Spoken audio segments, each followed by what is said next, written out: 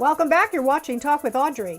This year, Californians faced a number of tragic events, many losing their homes to fire and flooding or experiencing other unexpected traumas. And for some, the emotional and psychological impacts of life-altering events could be difficult to overcome. Joining me with information about how families can recognize when stress and anxiety have exceeded manageable levels and when to ask for help. Nabil El-Ghoroury, the Executive Director of the California Association of Marriage and Family Therapists. Hi, Nabil. Thank you. Thank you for having me. So, as you know, mental health has been something that's been front and center for a long time now. Why is it important to take care of our mental health? Mental health is important because it affects all parts of your life, how you think, how you feel, and how you react.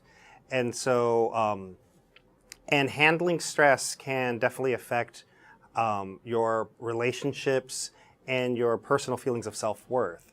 So when there are, the other part is that mental health is really intimately connected to physical health. So if there are problems in mental health, it can exacerbate problems in health. And when there's problems in health, that can affect your mental health care. So it's really important to take care of your mental health to improve your quality of life. When it comes to self-identifying that you may have an issue, what are you looking for within yourself? And also, what are the signs and symptoms that friends and family might notice? So if you're looking for when you might need to seek services for mental health, you always want to look at changes. So the big signs are changes in eating, sleep, energy levels, changes in mood. So you might have increased feelings of anxiety, nervousness, irritation, anger, worry, feelings of hopelessness.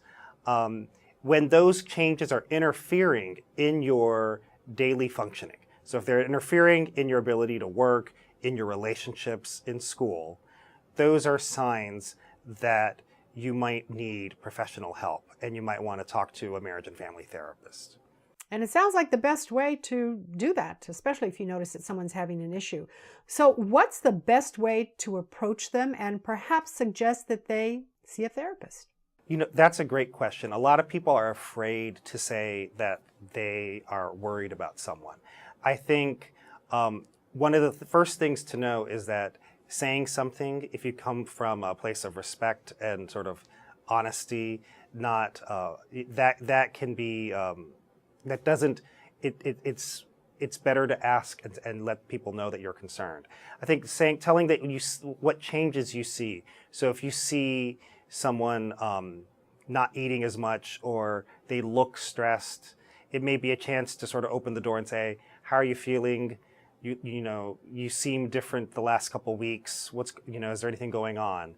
And then and then you can sort of gently encourage them if they admit that there are some challenges for themselves to seek professional help. One place that you can send people to is CAMFT, the California Association of Marriage and Family Therapists. We have a website, counselingcalifornia.com, where you can find a directory of therapists and find over 20,000 therapists in the state. We have 28 chapters, and you can search by city, specialty, gender of the therapist, languages they speak. So you could find someone that hopefully is a good fit for you. And of course, Nabil, situations like this come up very quickly. And of course, it's unexpected. How do you manage the fast-changing circumstances? So, some ways of handling stress when it's really life is fast-paced. First thing is hit the pause button. So take a few deep breaths. A couple breaths like that can really help.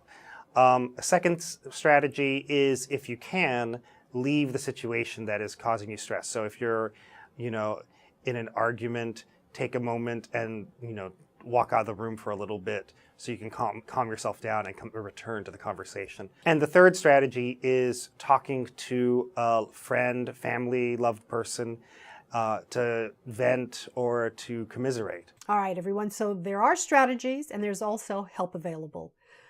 Give us that website again, if you would, please, Nabil. Sure, that website is counselingcalifornia.com. That's Counseling California spelled out the whole way.com.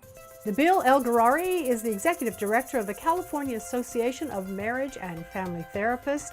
If you've recently been through a trauma and you think that you need help, check out the website and don't forget to check with your doctor as well. Informs Empowered. Be well. Thank you. Thank you for having me. My pleasure. And I'll be right back.